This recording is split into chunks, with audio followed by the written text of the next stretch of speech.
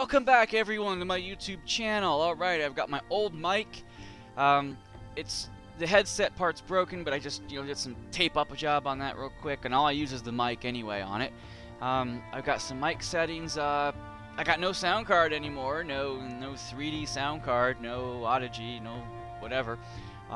Just using the stupid sound card on the motherboard.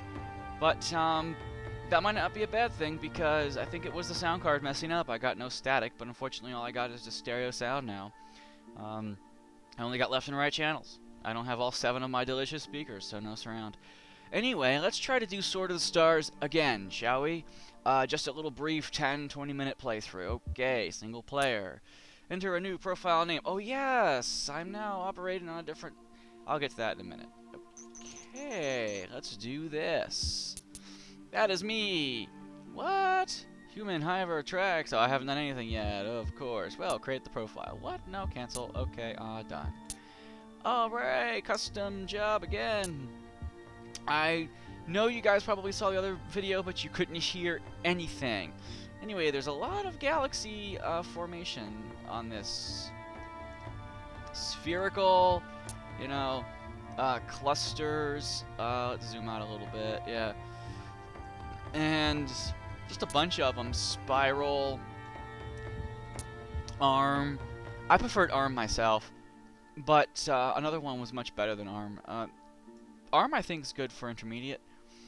Let's see, Hourglass, then there's Rift, and then there's 2D. I like 2D. It reminds me of Masters of Orion 2. And this is really good for beginners and expert players alike. Yeah, you've got this grid you can go anywhere you want to on, but it keeps you linear. The only difference between this and a 3D map is depth, and you don't really need it. I mean, it doesn't add anything other than depth. And I don't mean the proverbial depth. I mean the physical depth, and you don't need that in a game like this at all. While it's nice, it doesn't really add anything other than flavor. So a 2D map is actually really good. Number of stars, we'll set this. I prefer to have 60 stars with a 3-player map. And of course you can click on this directly, and let's see here. Drop this to 60. I don't know, I mean, I just hit one of the F keys, I think by accident, and Fraps just shut off. I mean, I have a screen capture F key, I think F10 or something, but I didn't know that one of those F keys just shut it off. Yeah, I feel stupid now. Well, anyway, let's just cycle through the rest of the galaxy maps really quick. Hollow Sphere, Global Cluster, Mini Clusters, Galactic Collision, Tube, Ring, Stellar Nursery, Bard, Disc. But it's not 2D disc. It's got more depth to it. Ha ha ha. Okay. Barbell, Clouds, Real Space. I kind of like Real Space, just sort of randomly hodgepodge of shit everywhere, but anyway, you got cubes. Why not? If you want something different, each cube could be your own. This is my cube. It's my cube. Ain't nobody touch it. I can't do Cartman very well. But anyway, sinusoids. 3-dimensional sine waves. Mountain, helix, and custom. Just do whatever you want. Okay, random. Now I'm going to go to 2D. You guys know this. I'm just going to go back. I just want you guys to see it. And manually input the number of stars or use the slider. I like 60 stars for 3 people. Distance 7. Sure. Now, I think the sound is okay. But let's see. I'll just pick... each one of these races has their own unique way to travel through space. For instance, the Hiver have to go real-time, slower than light drives. But once they get there, you should bring a gate ship because it's instantaneous no matter from whatever planet they're on to wherever planet in their empire. Humans go through little nodes. Others have other ways. The Dolphin race, the Lear, the more ships that go in a cluster, the faster they travel. And maybe one race is the other way around, I don't know. But we'll just pick humans for simplicity. No, not 8 players. Oh no, 3 players. 3 players for 60 stars. 20 stars per player is plenty before you... Well, the maximum before you'll bump into anybody. That's plenty. A game's just become epically long when you have a gigantic empire. Strategic turn length, unlimited. This is good for multiplayer, of course. You know, set that for 5 minutes. 240 seconds is good. That's 4 minutes. But 4 minutes is good. Let's see, alliances and teams. Random encounters. Oh, random encounters. If you guys could hear me on the last one, you understand this already. But for those of you guys who couldn't, because I'm deleting that, so terrible. 100 is normal. It uses the normal algorithms for determining random encounters, and they happen all the damn time. There's too many of them, and they are way too game-breaking. You'll get these cloud creatures, these like slime creatures, will just totally ruin you on like turn 5. It's pointless. No. Random encounters should be about like 8%. They're small enough. Okay, about 9%. I'll do 9%. It's small enough to where you won't encounter most of them, but you might get one once in a while. Not 100% is just ridiculous. You know, whatever formula they decided to put in there, it was retarded. This is all the default settings, of course. Economic efficiency and research efficiency, just use the basic formulas. And handicaps, you know, for each player, you could throw it in there if you wanted to. Initial technologies, none. Okay, we're done. Let's create a game. My game, I don't give a fuck what it's called. And then you can set it up here more so. Here's your species. Oh, that's right, I picked humans. Oh, fuck. In the previous screen, I unhighlighted humans, which means you can't select humans. Let's go back. Well, nah, fuck it. I don't care if I'm not human. I'll just be... the Tarkus, why not? Okay. They like to just kill everybody because they're evil. Okay, done. And let's launch game. I'm just gonna go System update. That might be too loud. That might be too loud. Hold on. Let's see. There has to be a way to go to options on this game. Quit to main menu. Options. There it is at the bottom corner. Audio options. See, I put the master volume about, yeah, I don't know, 70%. Sound effects. Okay, we'll drop those, and we'll drop speech volume down. Eureka! Eureka! Eureka! Eureka! Okay, that's fine. That's fine. Somewhere Eureka! around like 40 or 30% is fine. And sound effects, we'll just drop it down to where the master volume is. Yeah, there you go. You don't want that overpowering you when you're trying to do a commentary. Okay, we're done. Of course, the map is... Oh, okay, as I've mentioned before, the one thing I can't stand is that there's no panning. Doesn't matter how big or small the galaxy is, if you put the mouse over to the side of the screen, no panning. You have to click on a star and warp to it. That's how you pan, and that pisses me off to no end. At least I started in the edge of the galaxy, so I might have a little empire built before anyone comes. Up here at the top is your finances. It's all green right now because I'm not doing anything. Watch, you go to research. The research screen is actually pretty self-explanatory. If you hold the right mouse button down and move, this is all the trees of technology. And I kind of like it, how they designed it here. You're not guaranteed tech, by the way. Some techs you are, but most of them is on a random whatever you want to call it, just like Masters of Orion 3 did, where you're likely to get technologies, but not guaranteed. Green lasers is a pretty good one to start with. Also, when you go to the, where is it? The biological, industrial. Industrial unlocks ship chassis for larger ships. So that one might not be a bad one to pick either to begin with. This one says it's going to take 10 turns, and the laser, the green laser, which is like the next step up in lasers, is going to take 10 turns.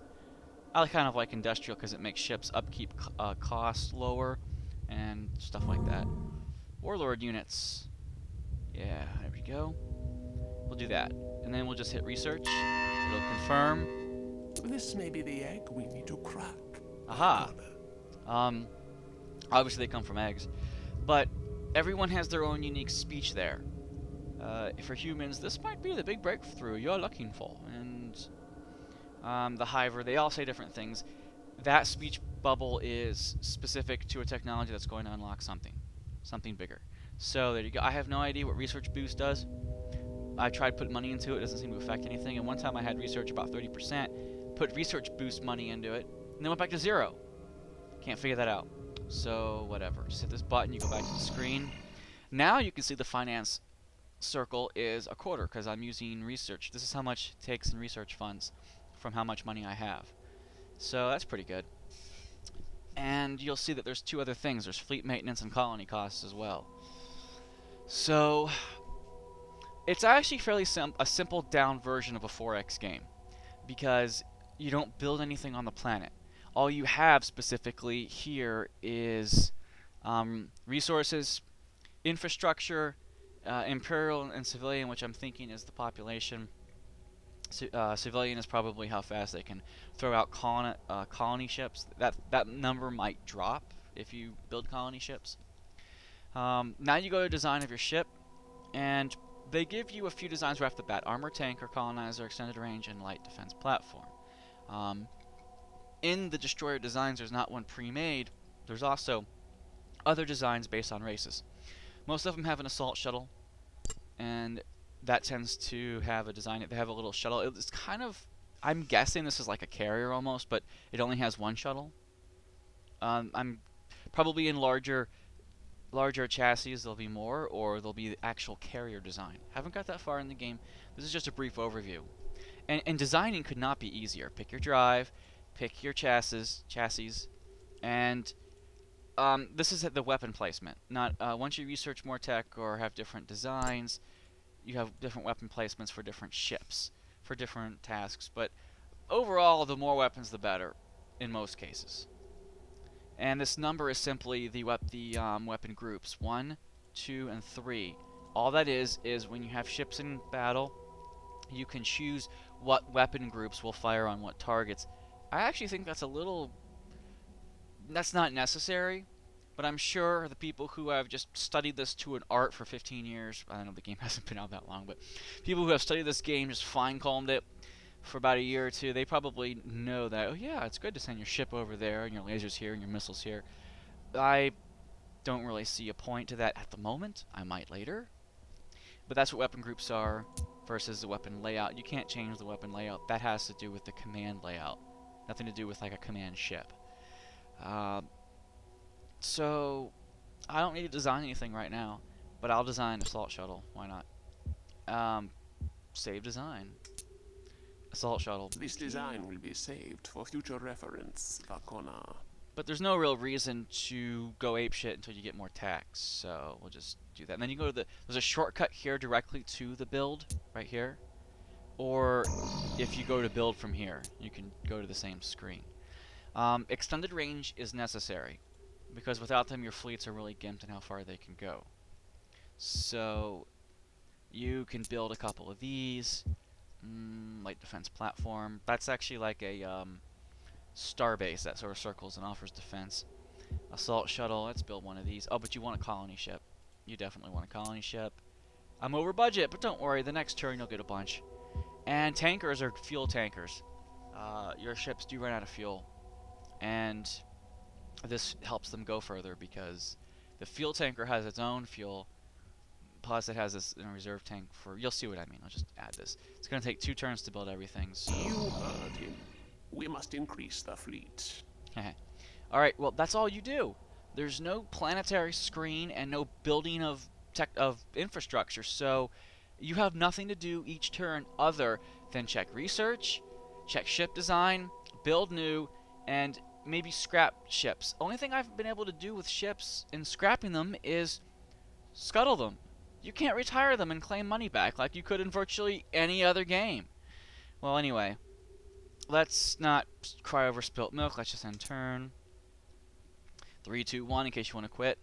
Stop ending turn. Update. You'll get the system update if something actually happened. As you can see, I have more civilian population. It grew. It's green. And let's see my money. Income 204,000. As you can see, I mean, you make quite a bit of money in your initial colony. This is on normal. It's on hard or easy. Manage fleets. Well, this is the fleet, Alpha Fleet. A couple of the extended ranges were built, but let's just end turn because I have nothing else to do right now.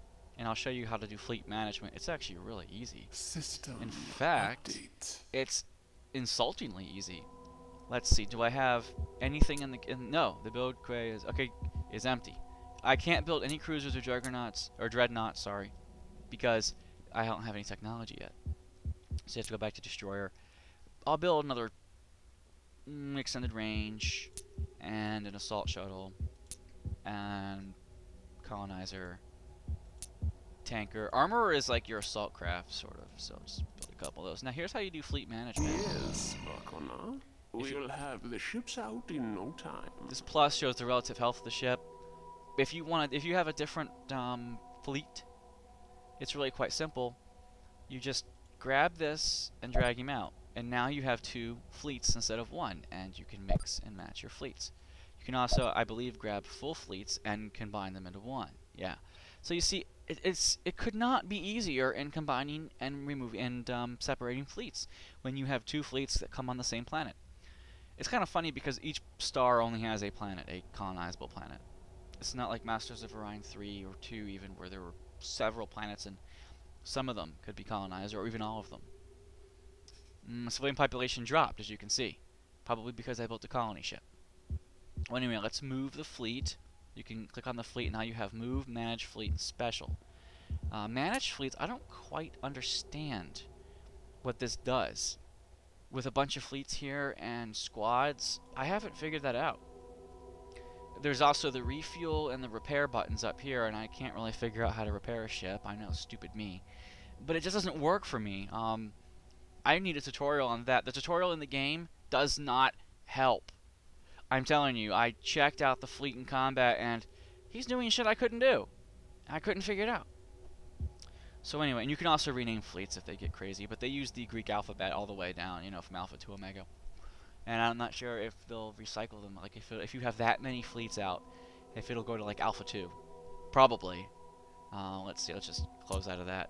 Let's move the fleet. Just move and pick a star. Oh yeah. If you cannot make it, you'll see right there, little red. You just don't have the range.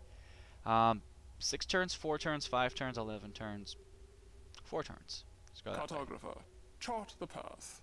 All right. And maybe I can get to a planet and colonize it real quick before this little thing is over, this little introduction, so you can see how to do that and how it affects your finances.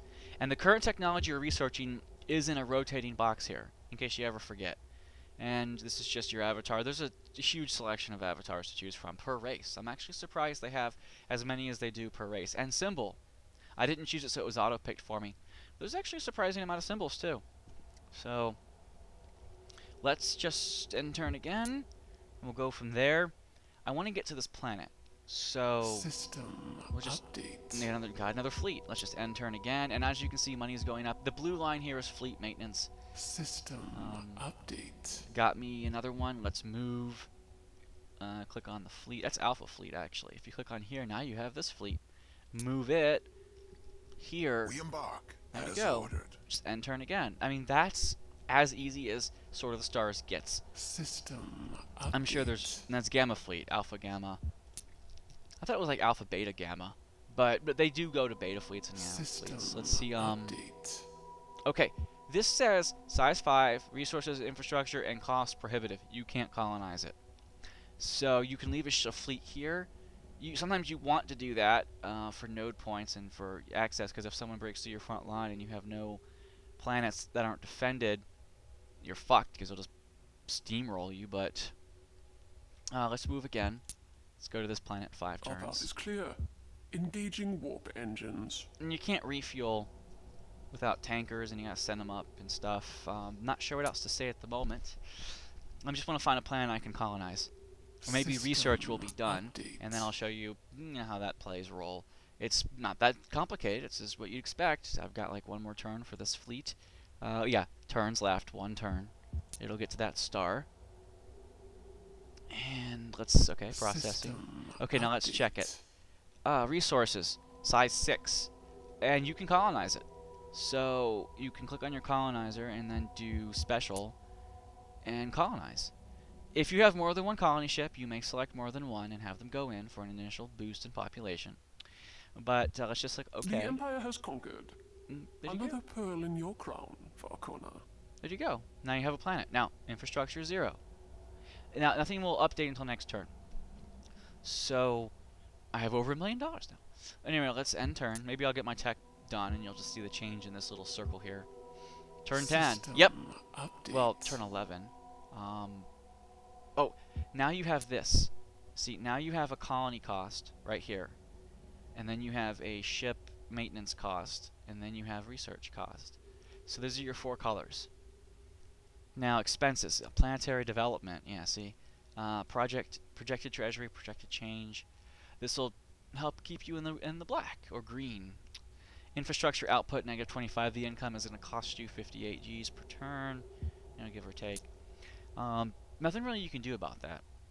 These bars here show you how much money you're spending for terraforming and infrastructure. And they also show you the planetary budget between construction and trade. If your planet has no expenses, obviously, and you're not using it as a shipyard, you just slide it over to trade and you'll make more money. I'm not sure what overharvest does. I haven't experimented with it yet, but I'm guessing you can exploit it in population drops or something. There's no civilian population, just Imperial. That's I could build another fleet. I have an armor here, and you can build more, obviously, to go with that. Let's just build a couple more armors, and watch. I think I can show you maybe like a few more colony ships, extended range. There you go. And a tanker. God, you want tankers. You don't want to run out of fuel. Okay. Yes, Arcana. We'll have the ships out in no time. Right, let's see if my research is done. I thought it said research 10 turns, and it's already turned 12, and my research is still going on. And you can tell it's still going on because it's still eating money into it. Got 3 armors. Turns at the beginning don't do much. You just keep clicking next turn. Ah, here we go. Here's the circle. Our scientists have finally broken out of their shell. How about that? So now, obviously, your finances are no longer paying for research. But go back to research completed.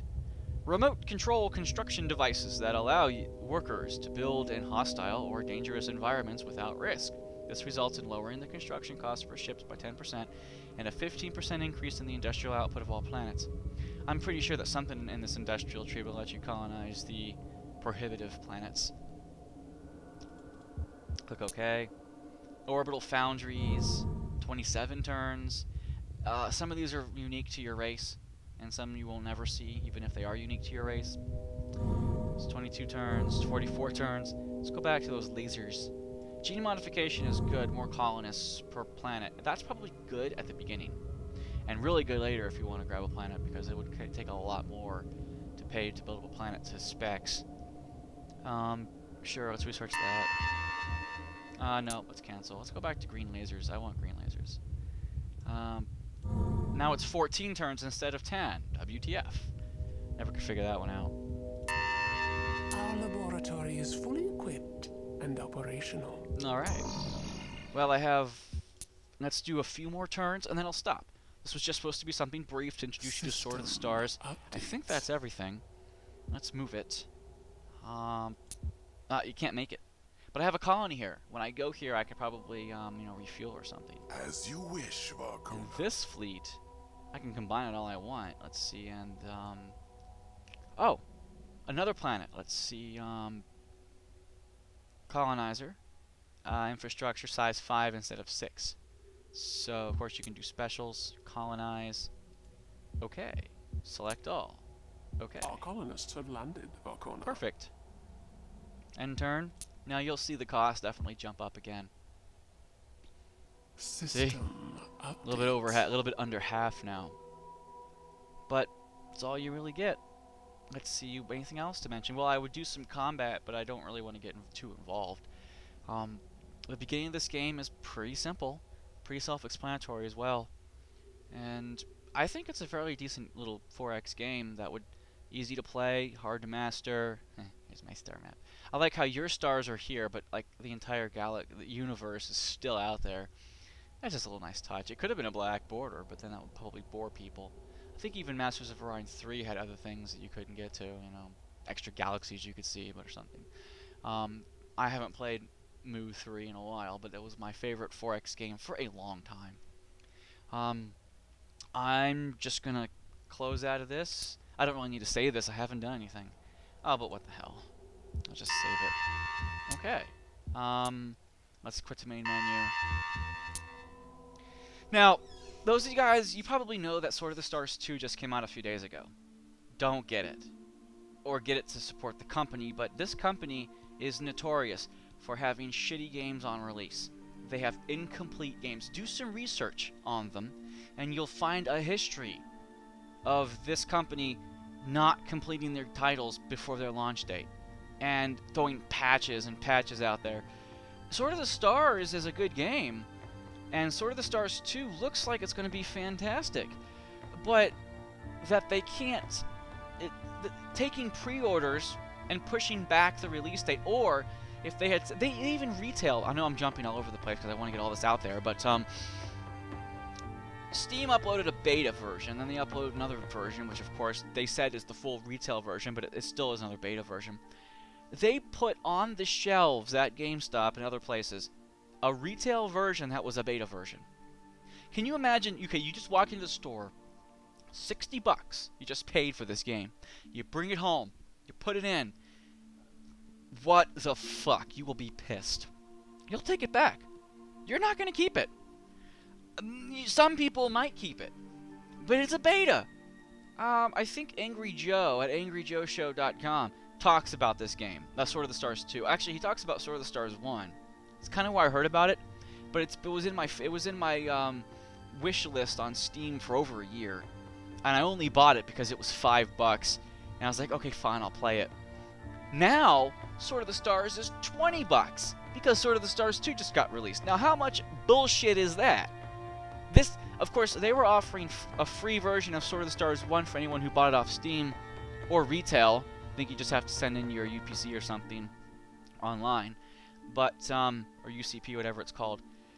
It just blows my mind in a way that they would throw out a retail version that still was their beta because their product wasn't finished yet, pissing off everybody, and also that Steam would just jack the price up on this game, which was $5. I would say get this game because it's a bargain at $5. Now it's jacked up again. But to get a free copy because you bought the full retail version of Sword of the Stars 2, that might be worth it, but I don't think that offer lasts anymore. I think it was like between the 8th, and it might still be going on, but I don't think it is. Well, anyway, this is Sword of the Stars 1. Pick it up if you'd like. Again, I would recommend it because it was $5, but maybe not so much now. It was worth $5 to me. I'm not sure it's worth $20. But if you like little games like this, pastimes. Oh, and you can also host and join multiplayer, as you can see here, and it does work. I've tried it. I don't seem to see any bugs with that. So, my first introduction to Sword of the Stars, because I'm very sorry that the quality of my films on YouTube lately had been dropping, but my sound card, it was my sound card. It was not my speakers, was not my amp. It was my sound card jacks, and capacitors were just going, and now I have to say fuck it. Get a new sound card, maybe for Christmas. Maybe Santa will put one in my stocking. Maybe he'll put me the Creative 4, you know. But other than that, and I hope you enjoyed this. I lost my perimeter save data. I don't mean the game. I mean the footage. I had about 5 footage things that I hadn't compressed yet because I was almost done with that mission, but now I gotta do that mission over again. And that mission's not easy. So I might get back into that and do that again. But there's also other little mini games I want to show, explore, and film for you guys. And I probably want to do another full Let's Play of a game. If you guys got any suggestions, or if you guys maybe gift me a game on Steam, I'll do a full Let's Play of a game you gift me, as long as it's not too complicated. You know, I'm not a fan of first-person shooters because they tend to be pretty chimpy on story mode, and I just never really got into them. But no, I might do like a full Let's Play of like the old Wolfenstein or something, you know. But yeah, if you guys got any suggestions, or and again, if you want to give me a game that's inexpensive because you want to see me do a Let's Play, that's great. But then again, I don't have the subscriber base, I realize, it for people to enjoy me enough to want to hear me play their favorite game, or watch me play their favorite game. It would be nice if I became that popular, but I haven't yet. And keep looking on YouTube, because I think I'm going to do some vlogs. Keep in mind they're going to be just some of my own opinions, but anyway, I'm sorry I'm being long-winded. Enjoy Sword of the Stars if you'd like. I'll see you guys later.